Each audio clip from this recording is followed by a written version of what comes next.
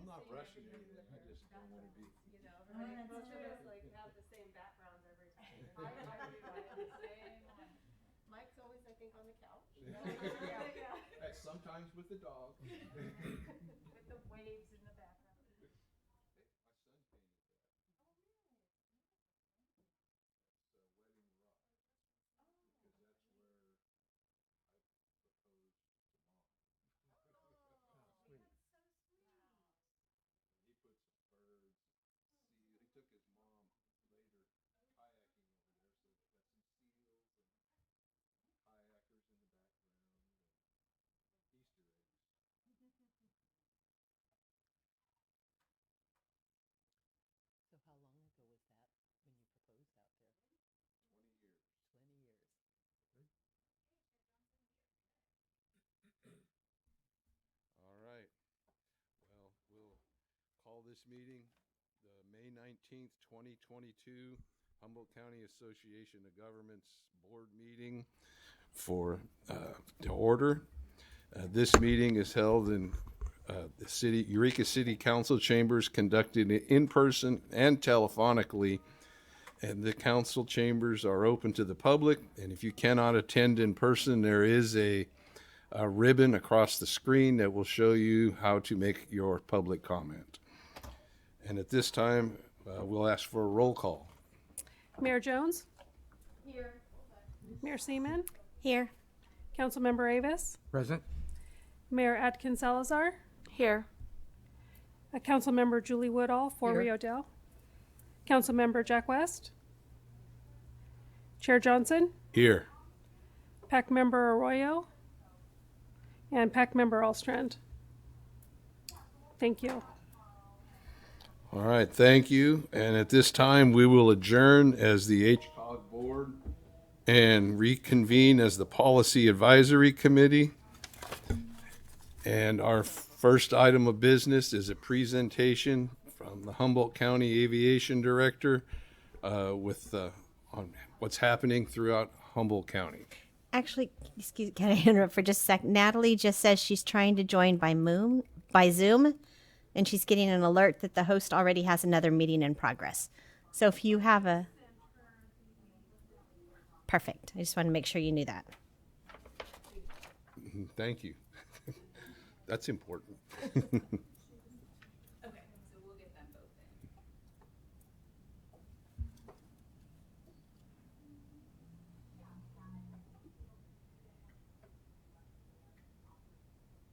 We're able to let them both in. Debbie will let us know once they both. You want me up here? Right here? If you turn on the microphone, Sure. if it's green, then everybody can hear you, and you won't just be a... How do you hear me now? All right. Loud and clear if we're talking aviation, right? So thank you guys for having me here today. Mayor Seaman saw a very similar presentation a couple months ago that I gave to another group. So apparently that wasn't painful enough. She invited me. She wanted to hear it again. But no, honestly, I appreciate you guys hearing the presentation. Be glad to answer any questions at the end as far as what we have going on with our 6 county airports. Just before we get going, the county has obviously the ACV airport in McKinleyville. We have Murray Field Airport here adjacent to the city of Eureka. It's actually in city limits. We have the Ronerville Airport just outside of the city of Fortuna, the Garberville Airport in southern Humboldt, and then in the eastern half of Humboldt, we have the Neeland Airport and the Dinsmore Airport. Those 2 airports are a little smaller than the rest, and we'll talk about that here as we move forward. For those of you that don't know me, I'm sure if you read different publications you've seen with some of the moves we've had to make here in the last 3.5 years since I've been with the county. Taking on some controversial topics. This is posted at my desk. Just wanted to start with that. And also wanted to let you guys know a little bit about myself and forewarn you. If I say oofta or you betcha or don't you know, I come from the Midwest. I do have Norwegian blood in me. But this is my family, my nieces and nephews back in the Midwest there. Uncle Dodo comes from my niece Jada not being able to say my first name. Most people struggle with the last name, but when she started talking, I forever became Uncle Dodo because my sister won't let that go. Back to business. Where did we start? As I mentioned, I came on board in September of 2018 when the Board of Supervisors created Department of Aviation. Prior to that, our 6 county airports that I covered earlier had been a part of the Public Works Department within the county of Humboldt. Shortly after I was hired, a couple months after I was hired, that FAA compliance letter came in the mail. Ever since first reading that, I have since referred to that as my 17-page love letter from the Federal Aviation Administration. For those of you that don't know, with airports of all sizes, the FAA is the regulatory branch, or one portion of the FAA is the regulatory branch. They oversee us for safety, airspace, all kinds of different matters as it relates to airports.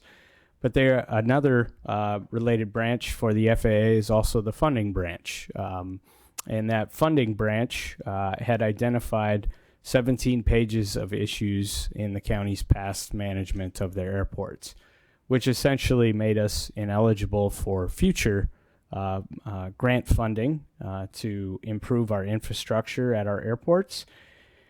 And a few months after we received that FAA compliance letter, we received another letter in the mail. We were notified of a lawsuit that had been filed with similar claims against the county as far as past airport management practices and issues with compliance. Essentially, that lawsuit was a $50 million lawsuit against the county of Humboldt. We have recently had that lawsuit dismissed against us here in the last few months, and I'll cover that a little bit later on. So what's been happening with our aviation department? Well, COVID was a little rough on us, as it I'm sure was for all of your different communities. It was a little different for aviation as an industry as it was for a lot of other industries, in that all industries were impacted by COVID. All communities were impacted by COVID. But aviation had never seen anything like the impacts that came from COVID. If you take into account the economic downturn in 2008, 2009, and what that did to aviation, combined with the downturn that we experienced in our industry from the effects of September 11th, it doesn't even come close to touching what happened to us with COVID. And a good factor in measuring that is passenger statistics. At the ACV airport, with our airline passenger statistics, we were down 95% in April of 2020 compared to April 2019. We had been on this beautiful trend upwards, and then we fell off of a cliff. Just to throw some numbers out there to you, and I have a few graphs coming up to kind of visualize all of this.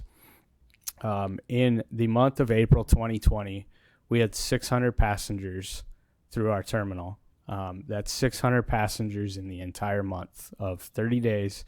So on average, we had 20 passengers a day, inbound and outbound combined. And we had most days one flight a day with a 50-seat jet to San Francisco. That 50-seat jet, we had 10 people on average going each direction. So we talk about load factors all the time in the airline side of our business, and you take that's a 20% load factor. Prior to COVID, most airlines were looking for a 70 to 80% load factor to solidify their operations or solidify a route. So that just kind of gives you some measurables on what actually happened to our industry overall, and certainly we felt that. As we came out of COVID, then this happened.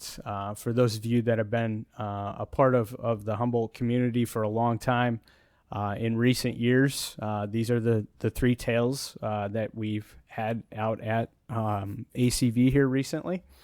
But prior to last year, that first tail you see there is United. That was the only service provider that we had at the ACV airport. When I first arrived in 2018, the LAX service had just kicked off. Prior to that, for numerous years, we only had the United service to San Francisco and a few smaller players in there for the previous years. my third week on the job for the county of Humboldt, I got a call from United Corporate, and they were making the decision to start direct service to Denver. I, of course, notified Supervisor Wilson and the other supervisors right away. A couple of responses I got were, "Wow, you work really quickly," when it was 3 weeks into the job. It is certainly not just me involved in trying to recruit new air services. And it's not just the county organization. It's really all of you and all of our communities and all of the businesses. As our communities grow, as our businesses hopefully are thriving coming out of COVID, all of that is what we utilize to try to attract new air services when we're meeting with airlines. We typically have about 3 to 4 meetings set each year with different airlines. We sign up, and it's kind of a speed dating methodology, if you will. If you care to know more about that, I'll certainly chat with you later on. But it's quite an interesting environment when you get in a room with a couple hundred people, and it's communities like Humboldt County, representatives from them from all over the country, at times from all over the world, and basically begging for a chance to sit down with these different airline representatives and throw our pitch to them. I'm sure many of you know Greg Foster over at REDAC. He's been involved in helping the airport with this for many, many years. We also have some great new partnerships that we've developed with Scott Adair and the economic development team at the County of Humboldt. The board has been very supportive in all of our efforts in trying to recruit these new airlines, and obviously very excited. The ACV passenger picture that I talked about, here's just a look back approximately 10 years of what our passenger trends had been doing. You can see we were riding fairly steady between approximately 4,000 to 6,000 passengers there for many, many years each month. And then we started to climb in that 2018 timeframe. That's no coincidence. We started adding new service. Obviously, our passenger you see a slight dip there in that early 2019 timeframe. And if you look back over the 10-year period and you look at that dip in 2019, that's really our low time of the year. January and February are historically our lowest trending months as far as passenger traffic. That's true for the majority of airports across the country, not just here in Humboldt County. The reason for that, people return home after their holiday travels and typically get back to work and kind of hunker down for those winter months. There are some anomalies out there when you look at airports, primarily in ski resort areas, Vail, Eagle, Colorado, those types of places. That's obviously their peak time of year. And then you see that cliff I mentioned earlier where we just literally fell off down to nothing in April of 2020. We climbed significantly and quite rapidly out of that, but also something to highlight is looking at where that top is here recently compared to that 10-year history. You can see a significant growth. We have had some bad news here recently, and I'll cover that here in just a slide or two. So this was what our picture looked like just even a few months ago. The Reno service with AHA started in November of 2021. The Las Vegas service with Avelo started at the same time. Those two services have recently here, unfortunately, gone away. The Phoenix service will be with us through middle of August. We are continuing conversations with American in hopes, maybe not this year, but in future years to garner that service and get that back for the community. And then the Burbank service is really where the majority of our growth came from. So Avelo started the Burbank service in May of last year, about almost 1 year ago to the day. Actually, it was 1 year ago to the day.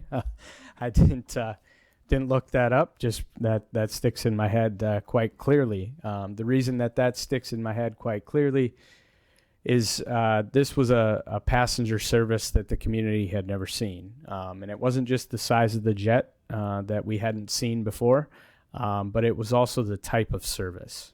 So really what differentiates Avelo Airlines from the rest of those services that you see up there is that they are considered an ultra low cost carrier, or a ULCC. What that means is they have a little bit different business model than your traditional American, United, Deltas of the world, in that they want to provide a low base fare and then provide the customer the option of what they would like to include. So you're charged for things like carry-on and checked baggage and all sorts of other services, selecting your seat ahead of time, sitting towards the front of the aircraft, things like that. But what that provides to Humboldt County is a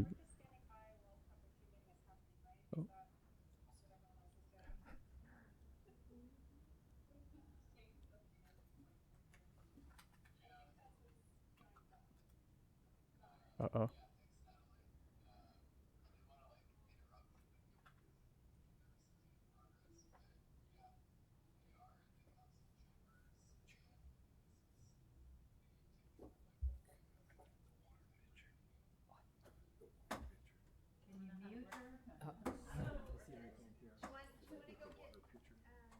Yes. As Cody has said, I've heard part of this There you presentation. go. The meeting's been going on, and so you guys are not connected to it at all? You can't hear anything that's going on? No, we haven't been hearing it. Okay. Yeah, I'm glad you did too. So, we're gonna go get some help. New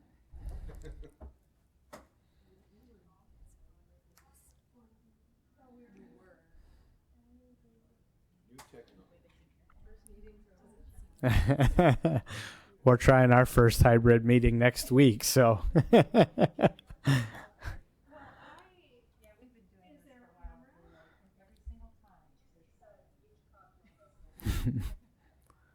was in your neck of the woods yesterday. Well, if I turn it on, you would just. Took a motorcycle ride out to So Straw if House I for lunch don't know, but I was, towards I don't know. Junction City I where. apologize. Yeah, and then on the way back, we pulled off in Glendale because there's a shady spot on, you get off and then We do have cross a the road quorum, to where and the right on-ramp now is, we, and on one side, listening to presentations. finished our trip. Yeah, so we're still on the first item, listening to the presentation regarding the airport.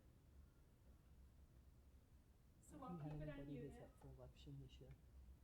but as far Just as you? the video goes, Myself we have help and coming. Jeremy. do you guys want me to hold off from moving forward? Okay. Yep. It was fast. Thanks. I know you're running. Stepping down.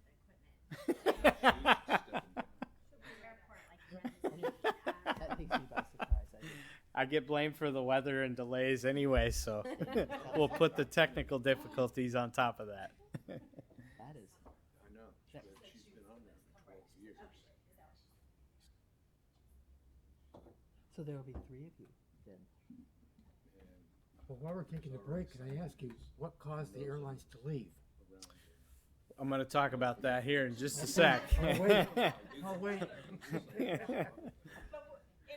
a nutshell, it was Cody's fault. Yeah. I'm up this year and Just like the technical difficulties. been on long enough. That's why I are you brought you gonna here. finally retire? What's that? I just brought you here so I can. I've been retired for 3 years. That's okay. No. But, I'm always open to constructive criticism or even unconstructive criticism, so. but when I'm in the store, people still come and ask me where stuff is, which I don't know anymore. I know. No, I never have. We stopped for the first time. Yeah. It's so Ray's is a cool. nice It's looking supposed to little be store. really It's too cool. bad that they're more expensive. I would shop at Ray's. It's like it's a What I huge did yellow is if I'm building, in- you would know because you would drive by and everything was right there. Yeah. Right on the river. And it's a restaurant. Because I'm more happy to run into people who know me if I'm Airbnb kind of situation. And you're stuck. It's really cool. So we have land in Trinity Village, which is like, Salyer. So that sounds like it's past it. It's past Salyer, that, The straw house. Oh, yeah, it's almost to Junction City. Yeah, I was just thought it was really cool. It's like, Oh, it is. we just recently stopped there, and I was like, I want to go stay there. Have you stayed there before? No. It looks like a really fun. But I've gone in there and had lunch overlooking the river, and you can get hot pizza or sandwiches. They do what, like you can do a little weddings there or family reunions. It's super cute. What can I try to help with? So, So we have a hybrid meeting going on, and I was told to use my laptop. Okay. And so we have some of the members right here, but they can't see any improvements going on. supposed to be a really good. Use your laptop, usually we use the screen because that's more important than the meeting. It was sad to hear that Dean passed away. I've known Maybe him. like someone she knows. I met him. She does, but she doesn't have her When I time. first met him, I was at Safety. Right. I mean, That's where I first met. and he was the same Have you day I turned the met him. machine on? Last time I I know, talked to him. I He know. never changed. Never. It's consistent. Should I put the recess slate up? What's? Oh, that would be nice. Actually, we'll let you back on. No, I took my headphones off for a second. I have no idea what's happening. We're having technical difficulties for some of our people who are trying to phone in. Okay, thanks. It's all kind of linked.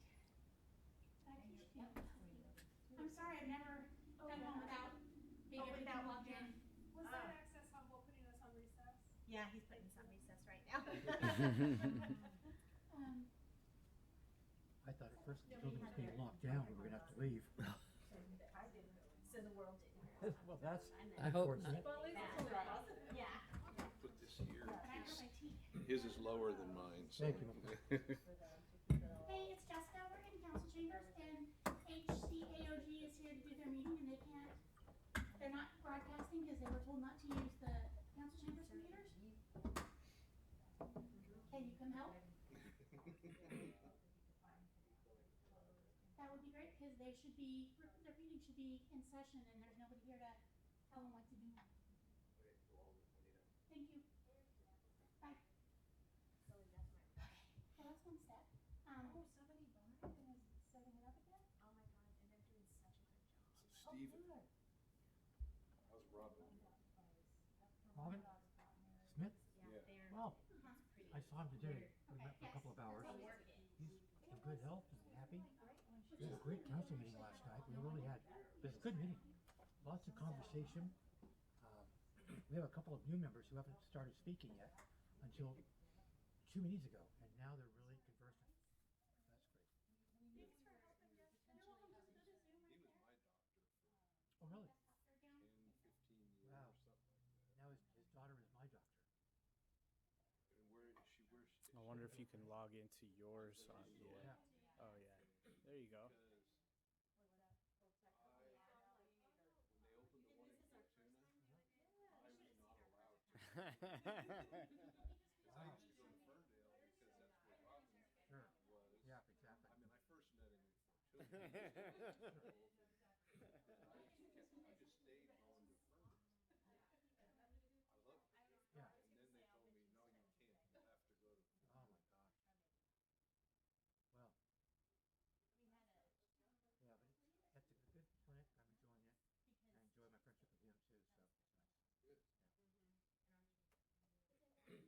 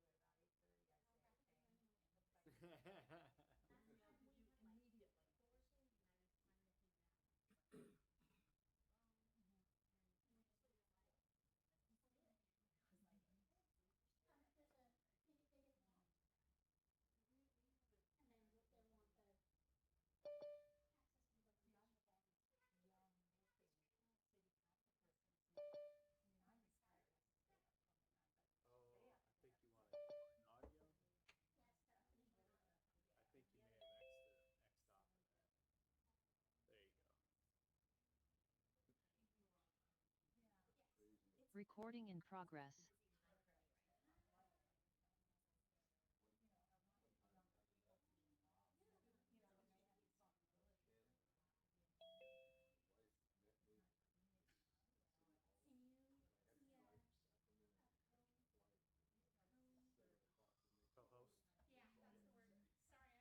That's all right. And then just admit people won't, because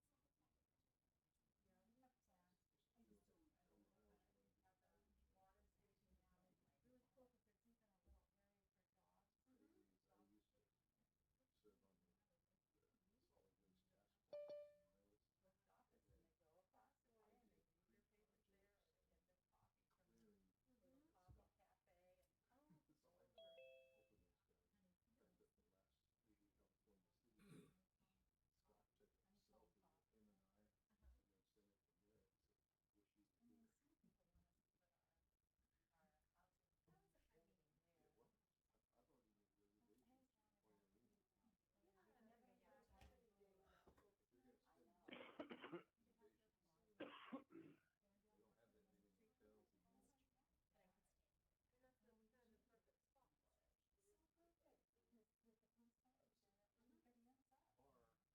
How's Jay doing? Pretty well. Yeah, his wife is ill, as you know. No. Yeah, she had bronchitis. I hadn't seen her around town in a long time. I guess a couple 3 months now. Oh, And he's losing weight, oh God, yeah. which is looking good on him. Lose some weight. But he's also distressed. But the attitude of the meeting last night was good. Upbeat, talkative, but not overly talkative. It was good. So I'm gonna give him a call tomorrow and just check out. Oh, that's sad. Is it fairly serious or? Oh, oh.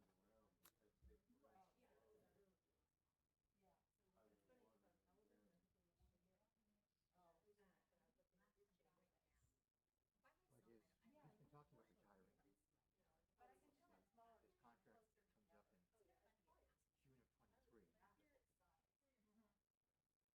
sooner, but How long has he been there now? Do you know? God, that's hard to believe. which in some respects is great. On the other hand, it's too long. Is what? In some respects, it's great. On the other hand, they need to come in. All right. Natalie, could you give us a thumbs up if you're able to hear us? So, All right. Looks like we're in business. Thank you. Thank you. That's sort of when we first started looking for city managers a long time ago. It sort of bothered me that they moved around. So Did we much. tell Access Humboldt to? Happens. Okay. They somehow. I can see you also, if that's helpful. Good.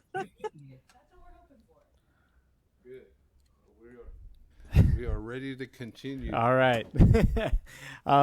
So yeah, I was talking about Las Vegas and the Reno service. Unfortunately, Phoenix is ending middle of August. But rather than just the map and looking at that, obviously we added a lot of dots, as we call it, very complex scientific terminology we use. But also looking at those numbers up on top.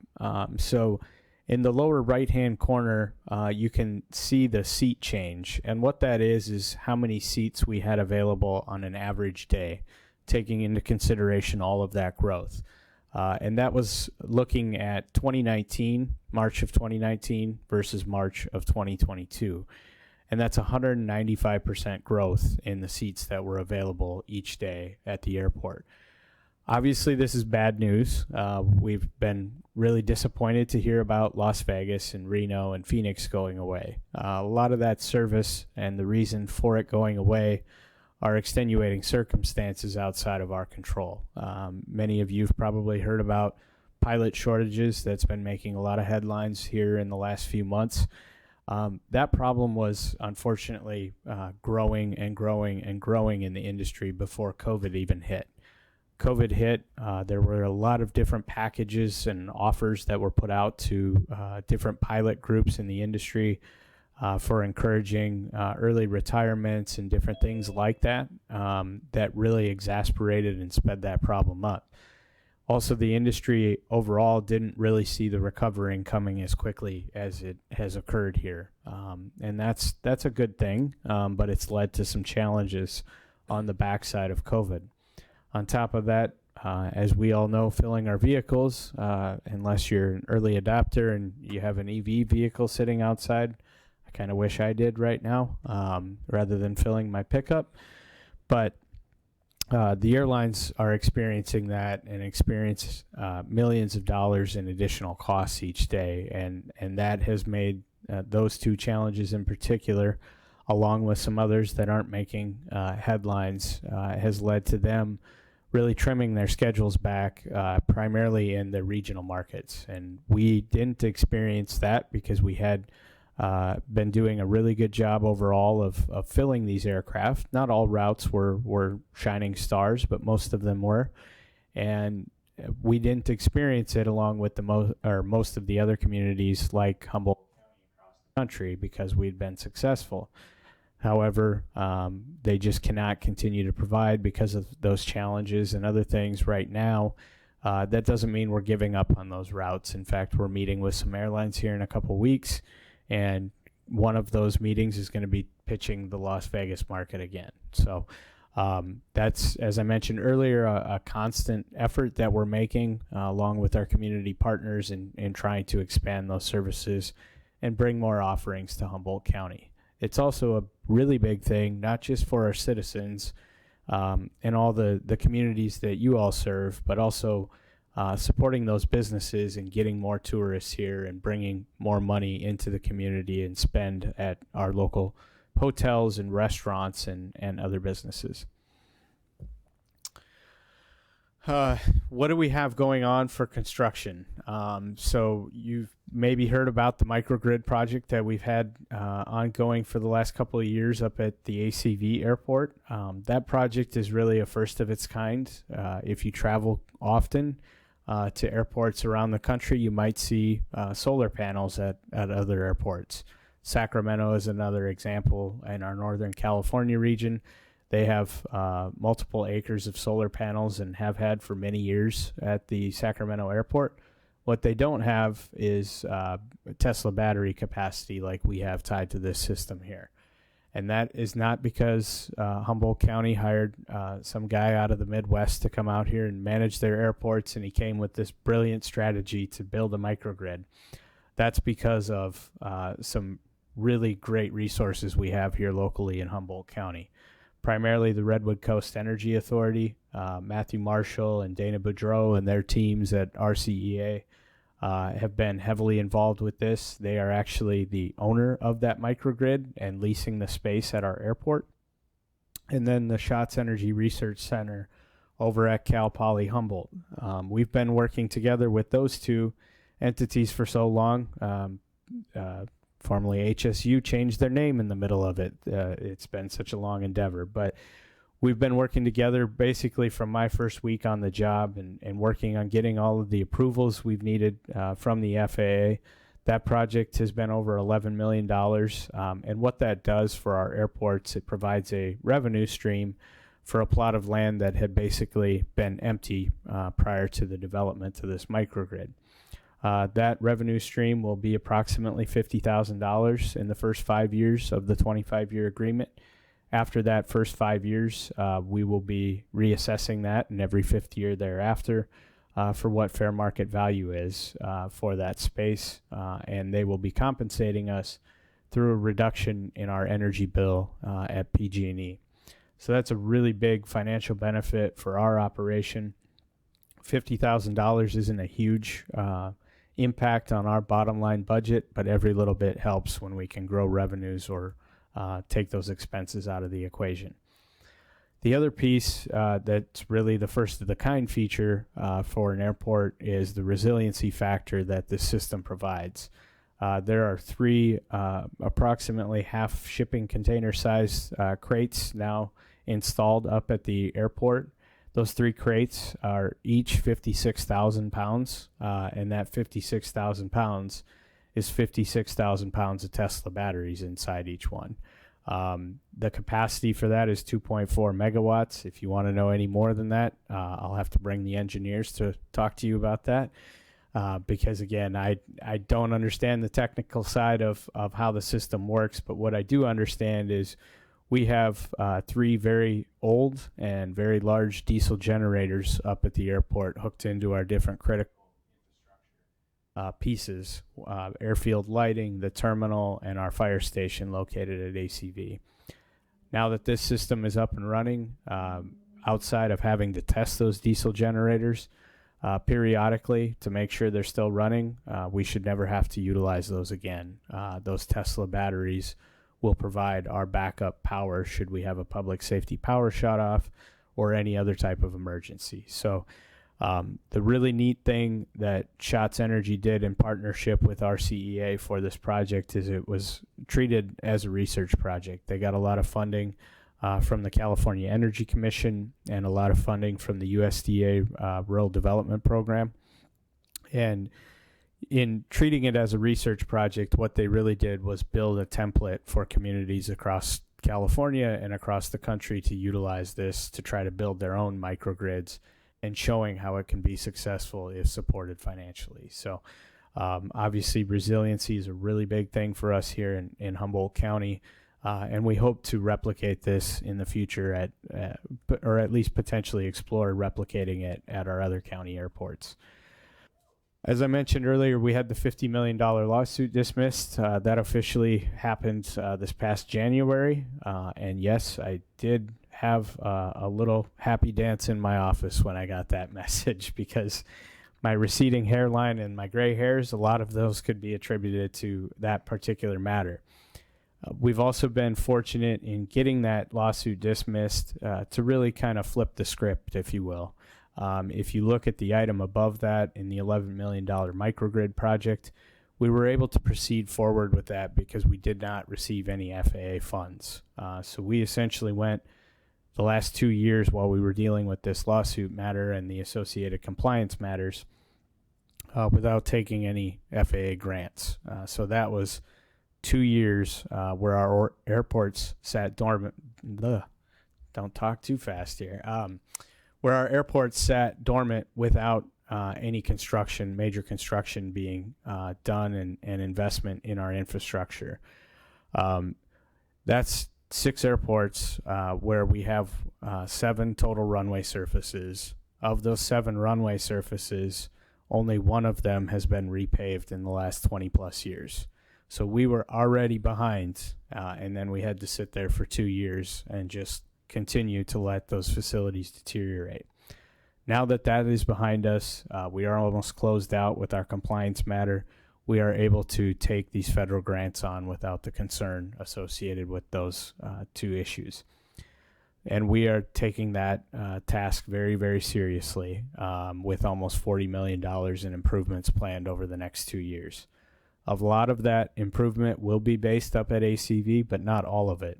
We will be touching at least 4 of our airports. Neyland and Dinsmore, we really struggle to get federal funding because of their low utilization and low activity levels. We're trying to change that. I don't know that that will be a successful endeavor, but we are exploring that. But we're working on pavement analysis at our 4 airports along the 101, again, ACV, Murrayfield, Ronerville, and Garberville.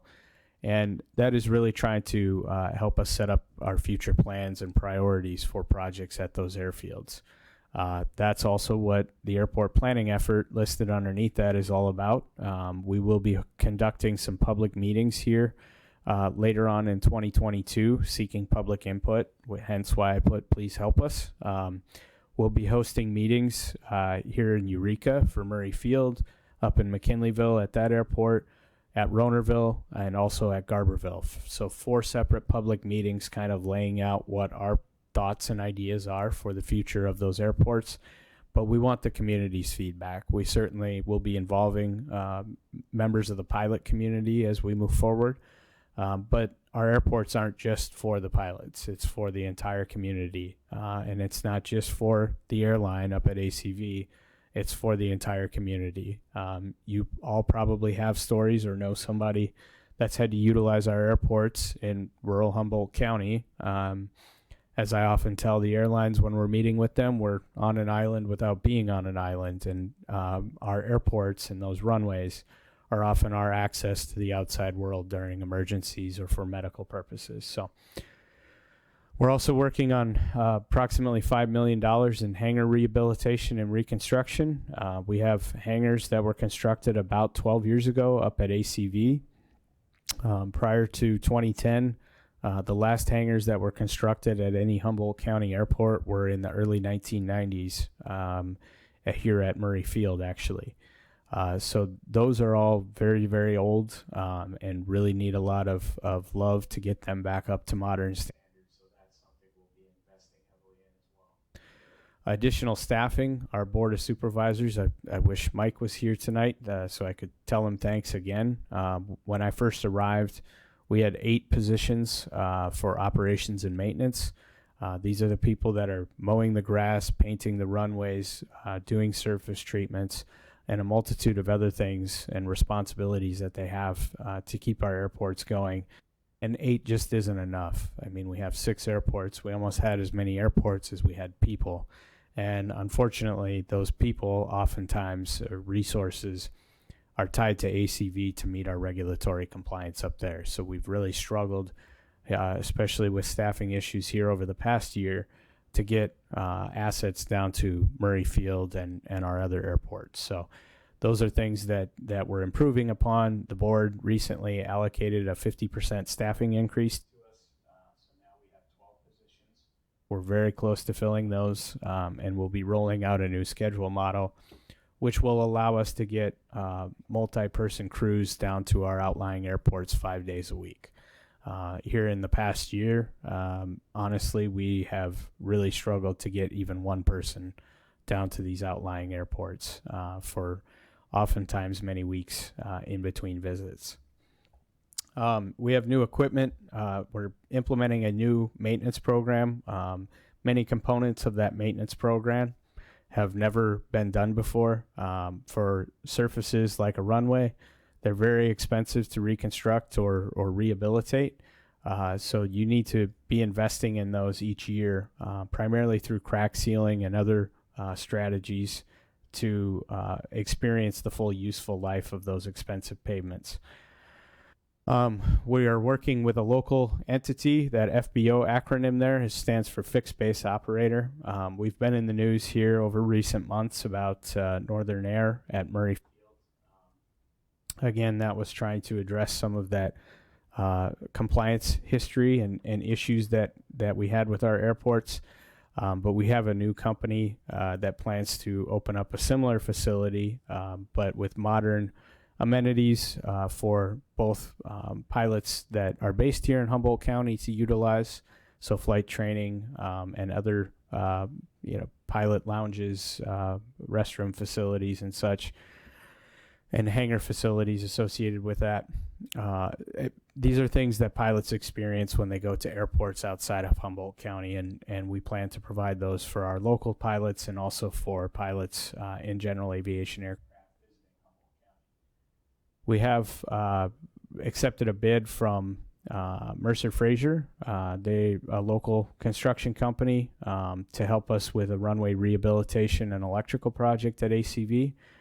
We are working on finalizing the funding package and hopefully should receive confirmation here in the next 2 months from the FAA for approximately $18 million in federal funds for that project. What we'll be doing there is strengthening the runway surface and replacing electrical equipment, some of which is dating back to the 1950s through the 1970 era. So things that we cannot properly maintain anymore. We have had some parking lot improvements. We've just recently completed an LED upgrade project focused on our exterior of ACV, and then we plan to invest multiple millions of dollars in really expanding our parking lot capacity up there. The terminal question mark I have at the bottom, we are looking at possibly putting forth about $500,000 to take the next step and planning efforts for the terminal. Our terminal up there was last remodeled approximately 10 to 12 years ago and slightly expanded. When it was done, it was designed to address 30-seat aircraft, which is what we primarily had at the time. Now we primarily have 76-seat aircraft. That's the main aircraft that serves us, a regional jet operated by United. And then, of course, that 189-seat 737. Even the 76-seat, we struggle to have enough space to accommodate passengers and users of the facility. I compare it to a sardine can type feeling in the terminal, though, when we have the 189-seat jet show up. So really trying to improve that customer experience. And if I'm back before you in a few years, if we're successful on this terminal endeavor, you'll hear it again, but really try to roll out that red carpet to the Redwoods for visitors to Humboldt County. This is just a conceptual sketch that we have had put together.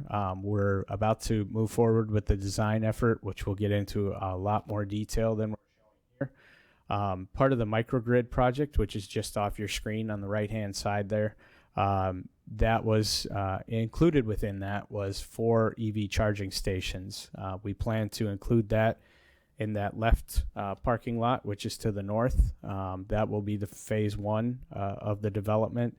That's an old, actually used to have a military facility sitting on top of that, and since we've used it for overflow parking.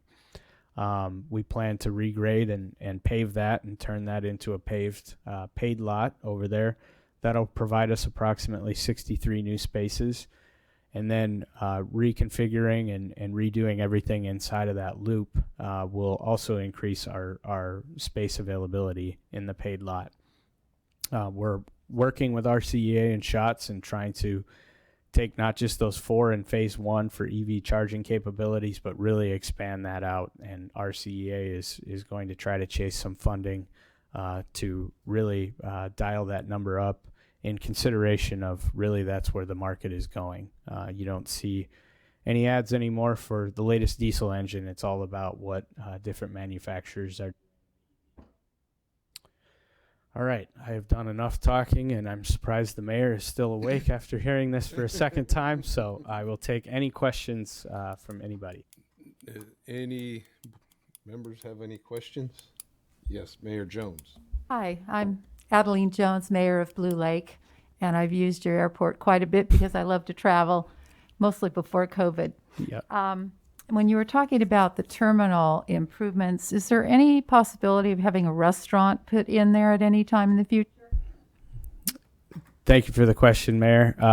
Yes, that is something that we are working on a small step forward. We'll be going before the board either next week or a couple weeks thereafter with a recommendation to get the space that Ramon's formerly occupied on the first floor. Well, first, let me say thank you for flying ACV. I should have started with that. But we plan to get that cafe space filled with a local entity that has 2 restaurant operations here in Eureka, and they hope to come up there, and we're excited about that partnership as long as the board approves that. The space upstairs that we used to have, I shouldn't say this was before my time, but I've heard a lot about it. The silver lining, we would love to open that space back up. Unfortunately, it's going to take probably in today's dollars close to $1 million just to get that up and running and meet all of the codes, including ADA work needed for getting to and from that space. So we're trying to look towards the future, and certainly if we get what I'm dreaming up right now, which will certainly change with all of the input we get from board members and otherwise, but looking at a second story with a full sit-down restaurant is something we're trying to get for the future.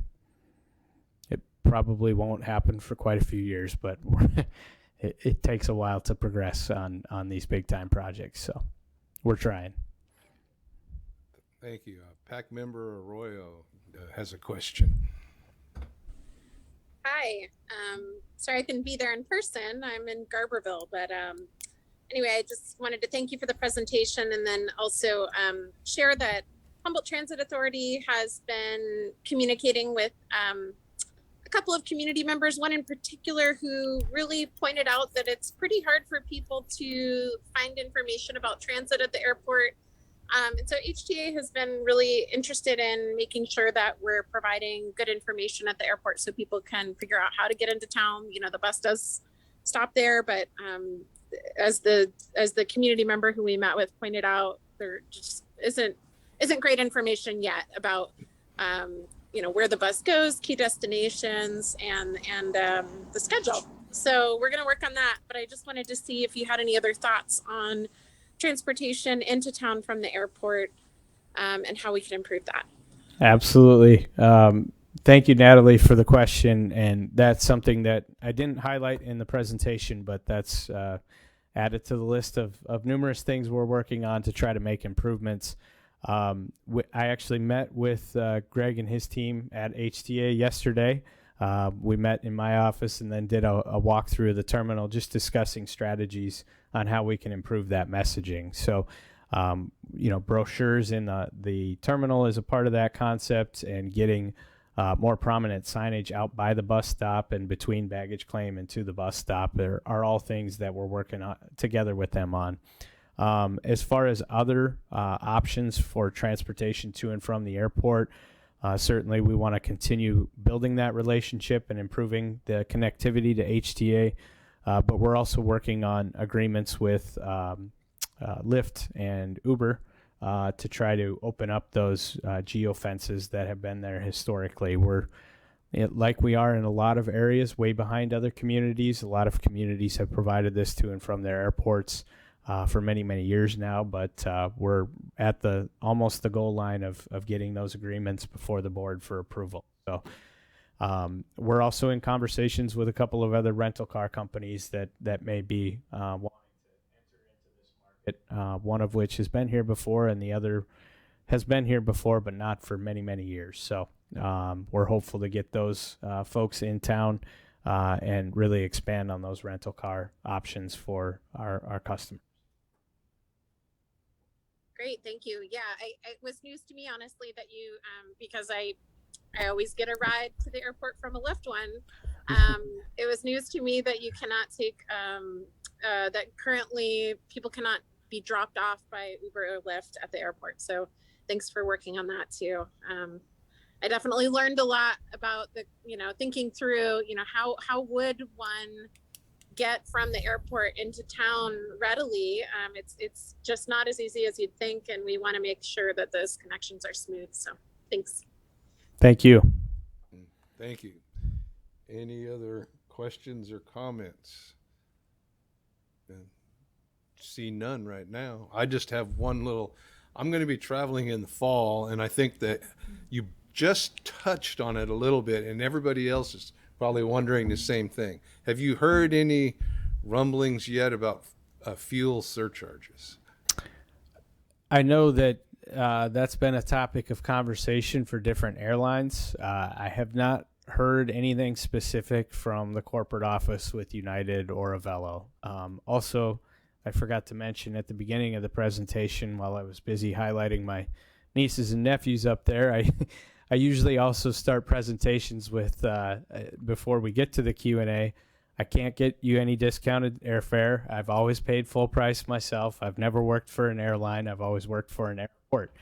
My mistake. But yeah, the fuel surcharge, in all honesty, that I know that's something that airlines are considering, or different airlines are considering. And just remembering that, what you're paying at the pump, imagine filling an aircraft with 1,000 gallons of fuel, not, 20 or 30 gallons like you are for your vehicle. And imagine what that cost is. And while it might seem like you could just raise the airfare, and that might be a strategy, and has been a strategy for some of them already. These airlines went through billions and billions of dollars of losses over the past few years.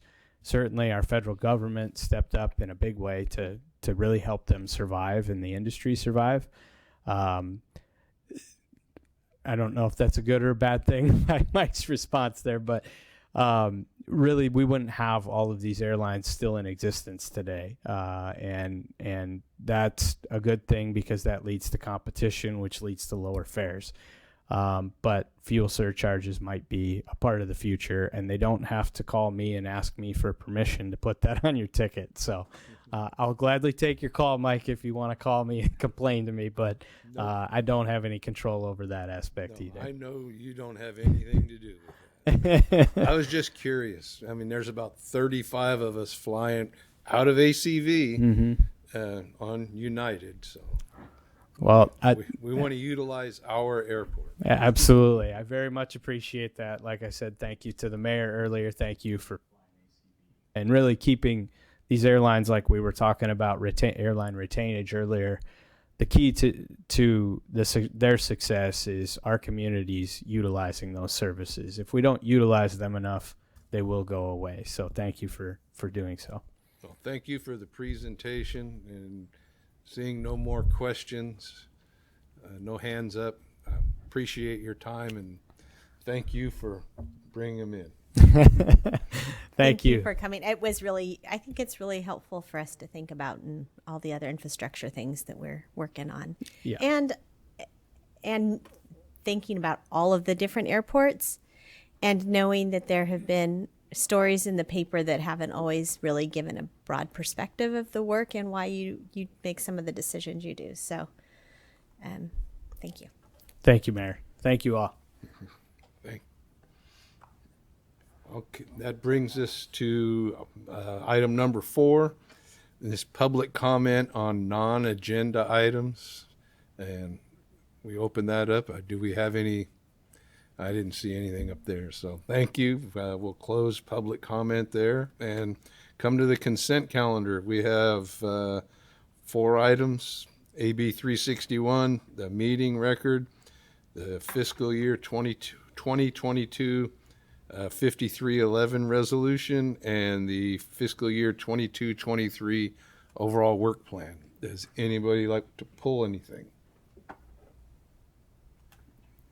We have a motion. So moved. I'll second. We have a motion and a second. Can we get a vote? Mayor Jones, Yes. Mayor Seaman, Yes. Councilmember Avis, Aye. Mayor Atkins Salazar, Yes. Councilmember Julie Woodall, Yes. Councilmember West, Yes. Chair Johnson, Yes. Pact Member Arroyo, and Pact Member Allstrand. Yes. Thank you. Motion passes. All right, thank you. We have one action item, a discussion request for the Eureka Arcadia Corridor project, and Director Burks would like to address it. Yes, thank you. And I'll start, and then we'll have a Caltrans project manager, Jeff Pimentel. He'll add to the presentation. But so as was described in the first staff report you received, Caltrans has been working to repackage and re-advertise the Indianola Undercrossing project. This was since high bids were received last year when they advertised it the first time. So at this meeting, we were hoping to understand the engineer's estimate and have that complete and bring it for consideration to the board and have a more broad discussion about that, what that might mean for our regional shares of the state transportation improvement program. Unfortunately, we don't have that estimate available. We were concerned that we really needed action by the board this month in order to keep a deadline with the CTC in August. But as we learn every day new information, we may not even need to go to the CTC in August, or if we do, it seems like the June meeting and having a decision at that time won't preclude us from making that August hearing. So there's actually several paths the project could proceed on in terms of when we need to go to the CTC, if we need to go to the CTC bottom line is, until we have an estimate, we don't know. We don't know which path we're on. So we do need a little bit more information before we can proceed. I will say that Caltrans District 1 staff has been incredibly supportive. We are kind of unified in requesting that the interregional shares, so rather than our shares that we receive here as a region, but the interregional shares that Caltrans is responsible for programming, we're hoping that will cover whatever cost increase is, ends up being the case. So we do have support from Caltrans on that at the District 1 level. They're also lobbying to headquarters. And the next step is we would get, once we know the number, we'll get the CTC involved, the California Transportation Commission, and hopefully they would agree with our approach. So with that, I would turn it over to Jeff and let him give a little bit more details on where we're at with the estimate process, and then we'll open it up for questions. All right, thanks, Beth. Can you guys hear me okay? Yes. Yes. Your screen. Perfect, thanks. Yes, we can hear. So thanks for having me. Yeah, as Beth mentioned, we were hoping today to have a cost estimate and a number to be able to point to and speak about to the board today. But we are not quite there yet, but we are getting really close. I am fully expecting with 100% certainty that our cost estimate is going to be of some significance, and I believe it will be significant, higher than our previously allocated amounts when we first put the project out to advertise. Our previous allocated amount was right at, or just under, 49.5 million. And as Beth mentioned to you, the district is unified with HCOG, and we've been meeting with Beth and our management team and myself to discuss various scenarios. It's hard to really move those conversations much further until we do have a number to point to and speak about. So we are hoping that we'll have that within hopefully the next 2+ weeks. So I am expecting to come back to the June meeting to bring that update to the board. There are a few different scenarios that could play out. Option, one, which we are trying, and we have discussed this with our headquarters programming staff just as close as yesterday when we talked with them. We are asking and seeing if there is a path to having the ITIP pay for 100% of the increase, but that's not certain if that would be a successful ask or not.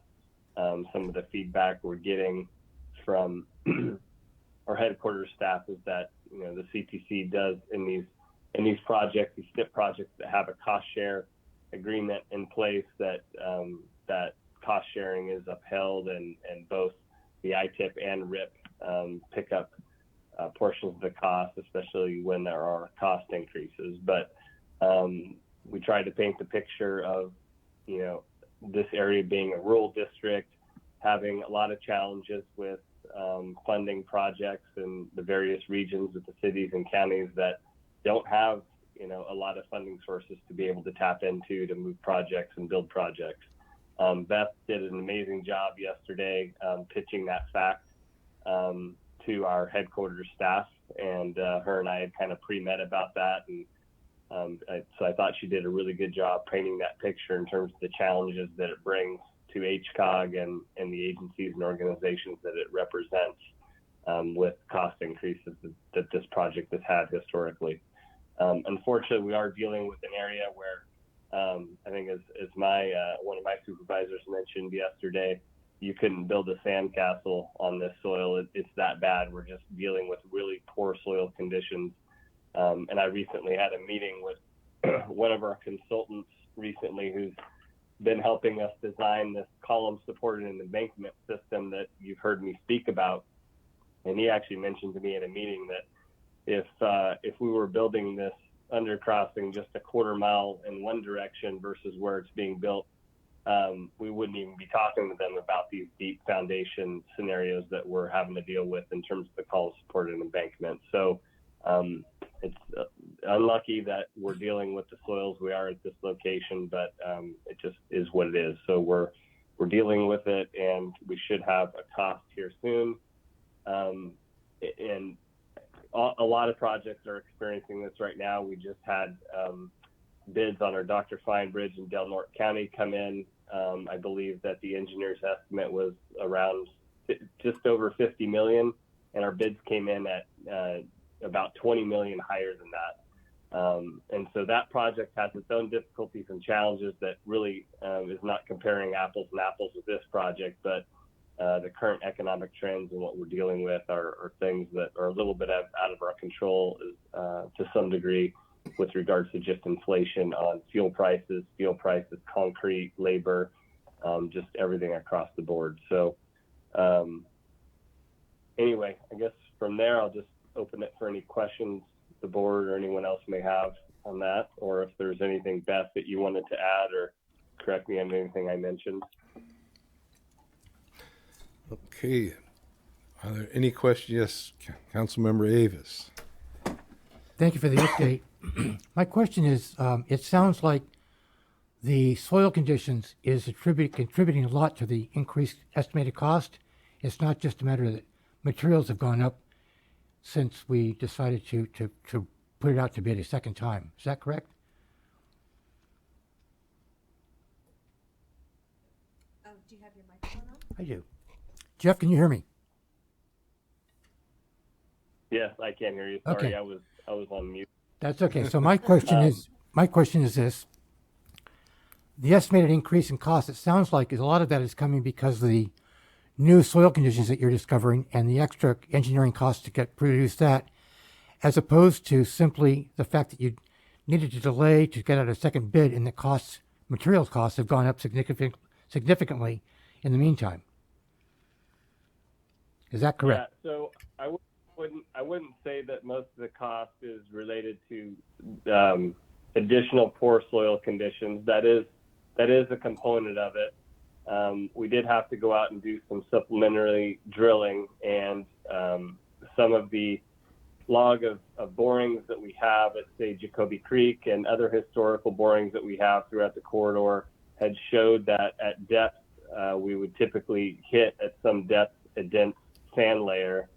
And unfortunately, in this location, we didn't find that. So it was a little uncharacteristic from what we've seen in other locations within the corridor in terms of our experience. So that is some new information that we did gather from this additional drilling that we went and did to inform the column-supported embankment design. When we did our original drilling, the typical way that we deal with and the groundwater and dealing with settlement, which is kind of our big issue here, is just the time that it was going to take originally with our original construction method of just building conventional embankments, is utilizing wick drains to release that poor water pressure and get the groundwater out to allow the settlement of the soil as we build that embankment. And so when we did that drilling, that type of drilling is much different than when you're dealing with deep foundations and deep ground improvements, such as with this column supported embankment system to build that, where we're going to be putting in concrete piles at a significant depth. So that's why we had to go out and do the supplementary drilling. But a large portion of the cost increases are due to this inflationary trends that we've seen with cost increases across materials and labor. That there's definitely some uptick and increase in that trend just over the past year that we're experiencing. Okay. When I do get an updated cost estimate, one of the elements of that cost estimate in terms of what I'll be sharing with the board when I come back is a breakdown of where the increases are coming from. So I don't have that information at my fingertips right now, as the team's not done compiling the estimate. But once they are, that'll be part of that package so that we can understand where the increases are attributed to. Thank you very much. That's very helpful. Yeah, no problem. Great question. Thank you. Mayor Jones. Hi. I guess this question is more to Beth. I haven't seen a Eureka Police Department report recently, and I first of all enjoy them quite a bit. But secondly, I'm interested to see how things are progressing as far as the safety of the corridor and what's any updates on that. So do you have any idea when we might get one of those again, Beth? Yeah, I can check with them again. I don't think we've got any updates recently because I think that they haven't been able to do the supplemental patrols. So they bill us as they do them, and we also haven't received any bills recently. So I know that they do it when they have available, staffing for that, and sometimes people take on overtime to do those extra shifts.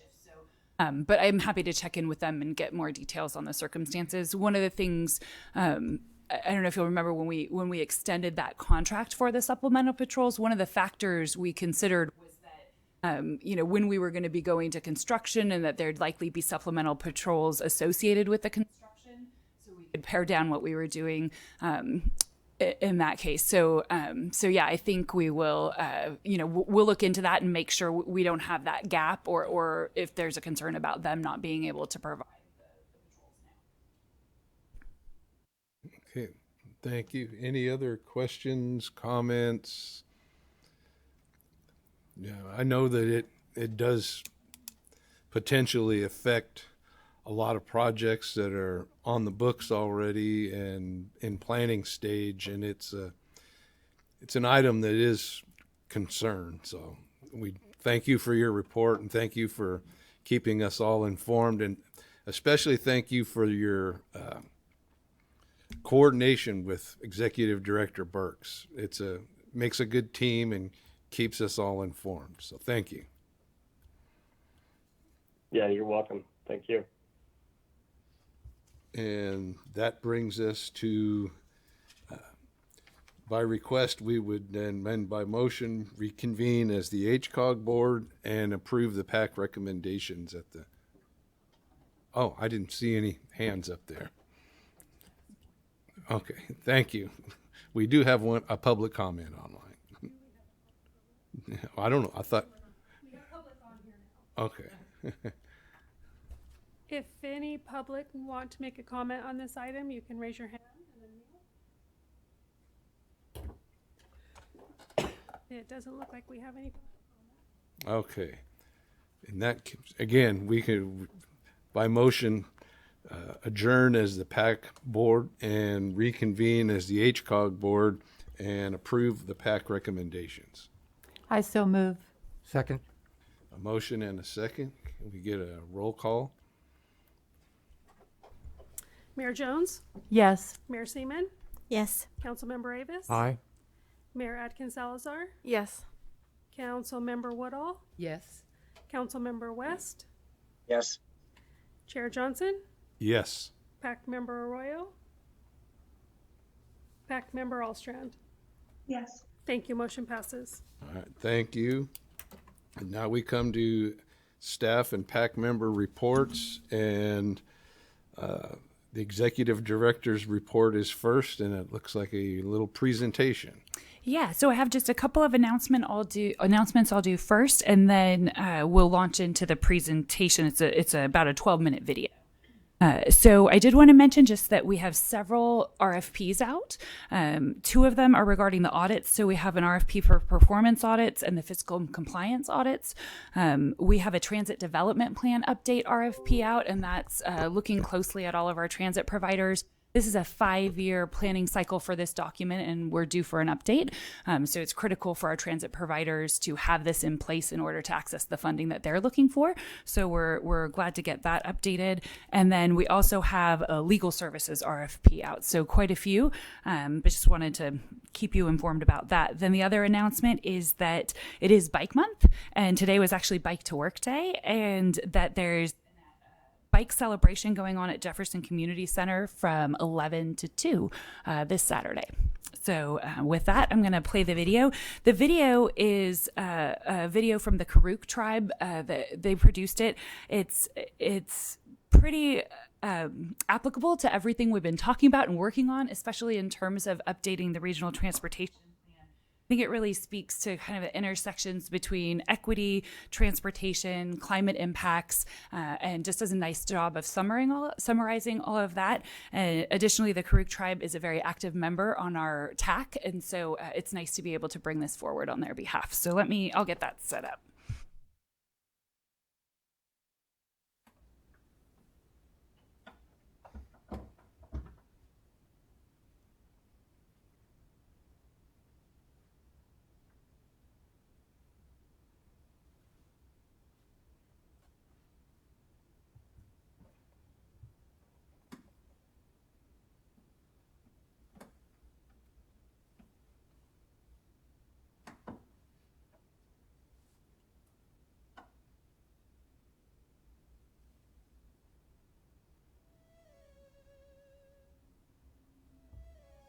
The wind came up so hard, and it was raining so hard you couldn't hear anything. But it was warm. You could hear the rocks and everything just rolling, and the trees were breaking and crashing. And we were all in bed, and Gary says, "Oh my God, we got to get out of here." And we got out on the porch, and it was just pouring. I mean, it wasn't, you couldn't see drops. It was just pouring. It was like you were under a waterfall or something. And I said, "Where are we going to go?" We had 3 babies at our house. We needed food, and we needed diapers and other stuff. And so every day the helicopters would come in. They'd lower stuff down on a rope for us, you know. We were there for 10 days. And of course, my parents lived over at Camp Creek, and they lost their house. Transportation is about emergency survival. It's about day-to-day life. This community has experienced intense disruptions to transportation on a regular basis. One really big example of that is the 1964 flood. All of the bridges were taken out. You had a warm rain on snow event in mid-December. And this is the kind of thing that's going to happen increasingly. People don't think about us in this area. We're kind of forgotten. It does seem annually that the road closes at some point on Highway 96 every year. Then we all worked together, and we all knew each other. Everybody in the Forest Service, we knew them on first name basis, and same with Caltrans. The communication just isn't as personal, I guess, as it was in those days. You don't know who does what anymore. You don't know who to call.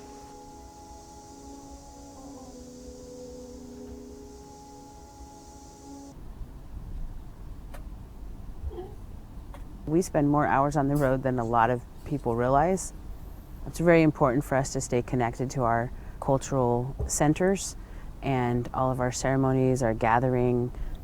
As far as like utilizing the resources, the cultural and natural resources up there, people think about like, what are the roads going to be like? Are they going to be icy? Are they going to be snowy? Are they going to be full of rocks, or the slides and stuff like that? And for some things that we just go ahead and do it because it needs to be done, and we're not going to not do it. Roads matter incredibly for people around here. It's very remote, it's very mountainous terrain.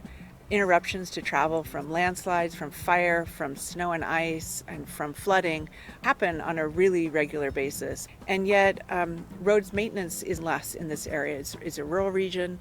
It's because of the low population size, people don't get the same prioritization. As climate impacts intensify and all of the agencies that are providing services to this region are under increasing stress, regionally, it's going to be even harder. We need these roads to get to our doctor appointments, to get to our family, to get from Wairika to Orleans. You know, it's 112 miles of travel there, and it's almost all on 96. Years ago, Highway 96 was actually closed up just beyond T-Bar, and then also over at Aikens Creek. And then Salmon River Road was also closed at the same time. So, and then there was snow in the high country. So we were isolated for a good period of time. I think it was a couple weeks, and nobody could get anywhere. This particular report is generated from a grant through Caltrans. It's been really wonderful to have the opportunity to work with Caltrans folks. This report is unique in that it's the tribe that's leading it, and so there's values, perspectives, information that is not going to be present in other reports. There's a lot of emphasis on return of Indigenous management to the tribe's work in general, a lot of emphasis on fire. It's a very proactive approach.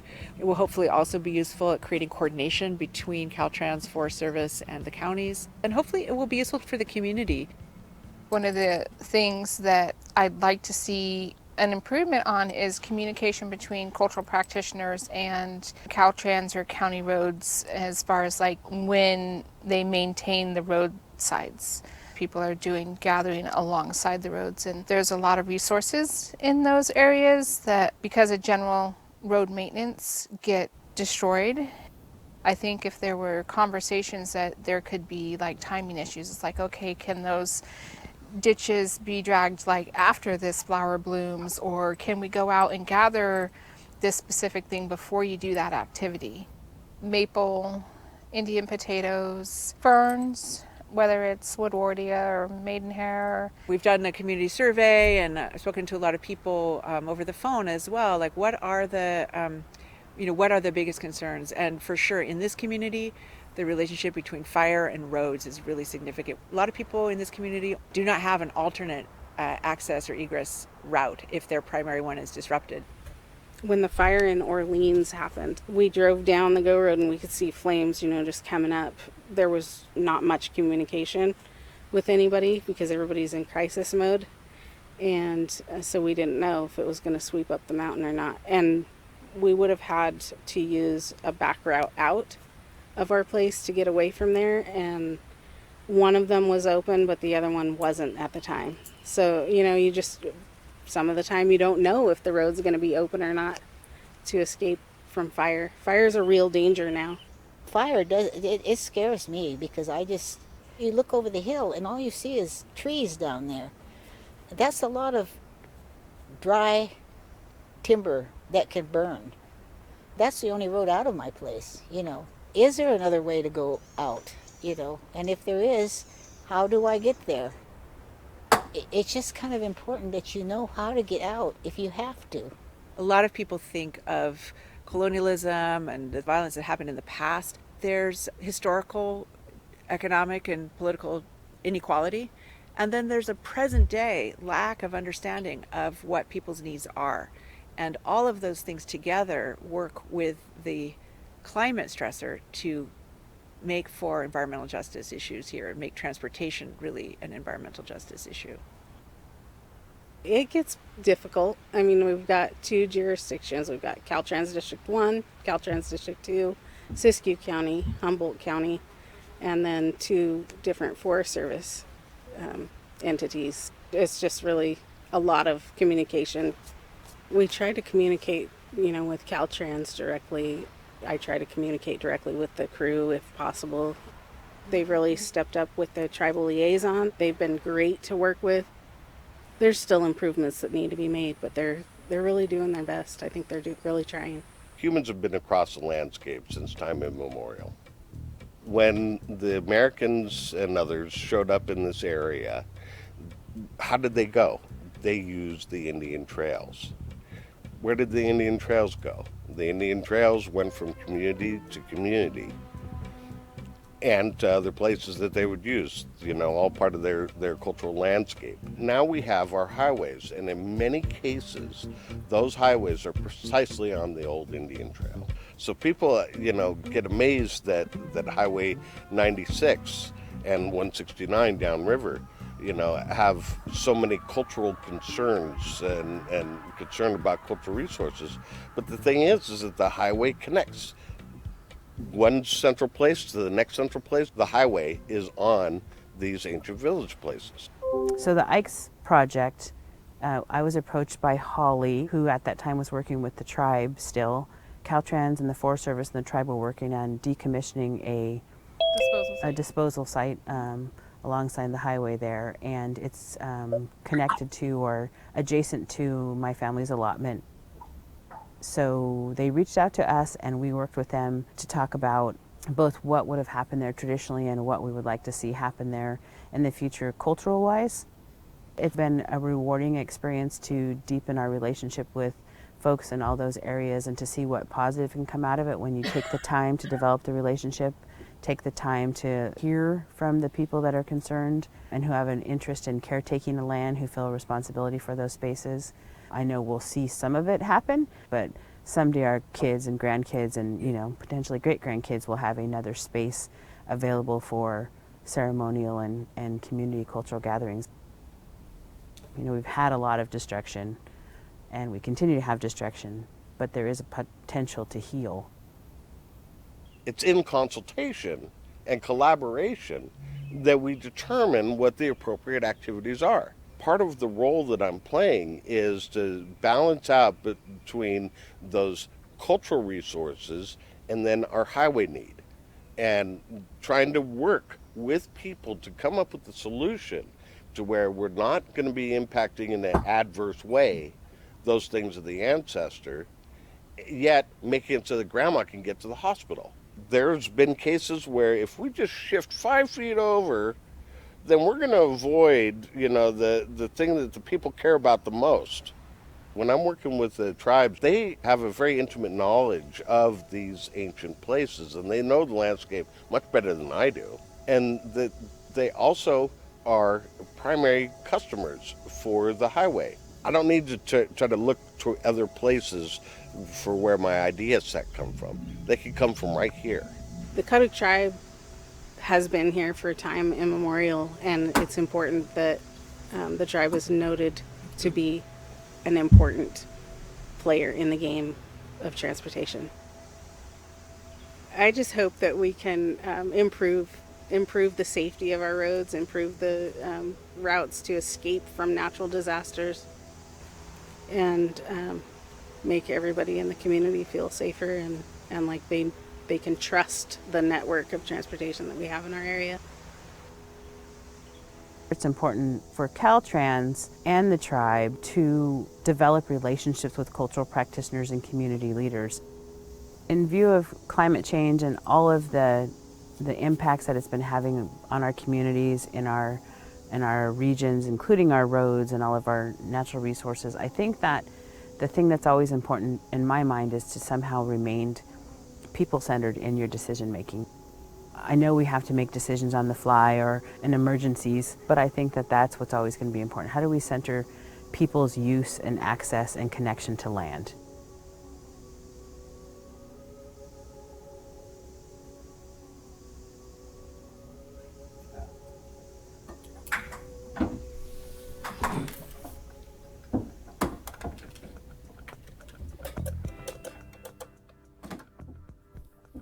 Thank you for that, Beth.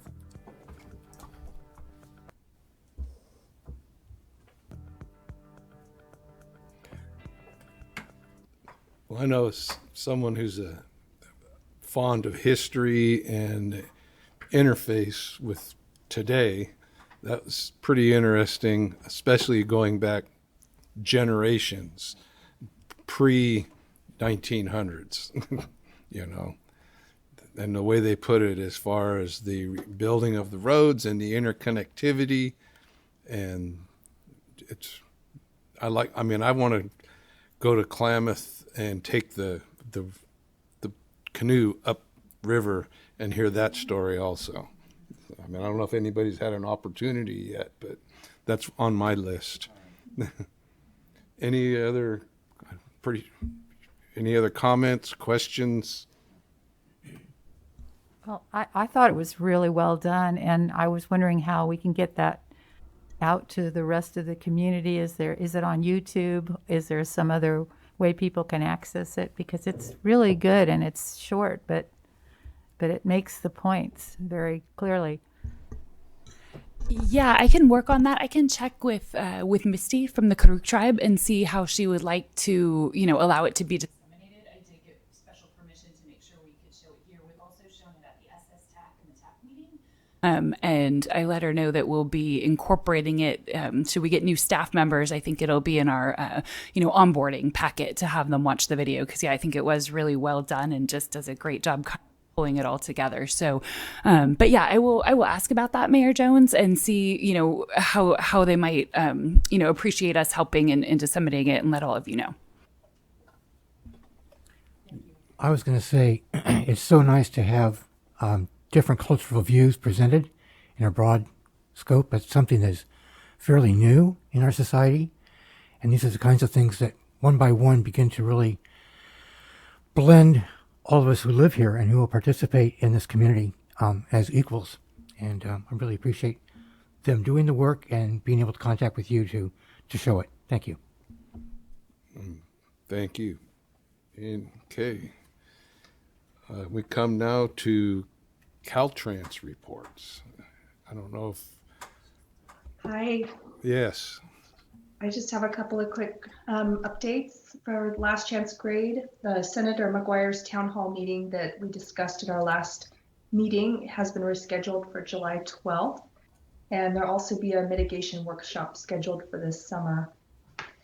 And I wanted to share that Caltrans District 1 has launched a new climate change website. It's at www.northcoastclimateaction.org.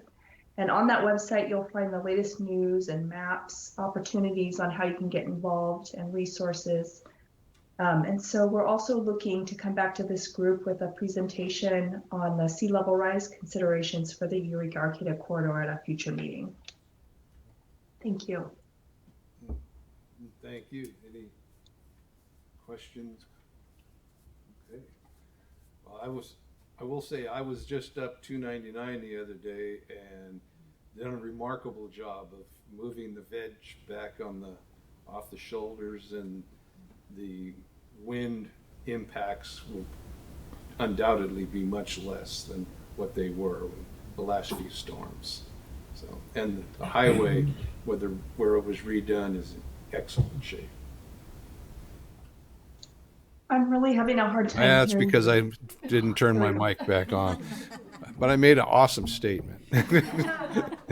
No, I was saying that I had just traveled the 299 corridor the other day, and they've done a remarkable job of moving the veg back and removing some of the chances for the wind and storm impacts to the roadway, and just the new section that had been redone, repaved, was in great shape and made a big difference. So thank you guys for all that you've done out there. Thank you for saying that. That was worth hearing a second time. Thank you, Mike. Oh, PAC member Arroyo. Thank you, Chair, and good job dealing with all the ups and downs of a new format of meeting. I wanted to ask a quick question, if that's okay, of Caltrans about just an update. If you have any more information about the timing of the pop-up plan for Broadway, and could you touch on that a little bit for the benefit of the board? Yeah, I don't have the latest and greatest, but it was scheduled for the month of May to coincide with May's Bike Month, but it has been rescheduled for June or July.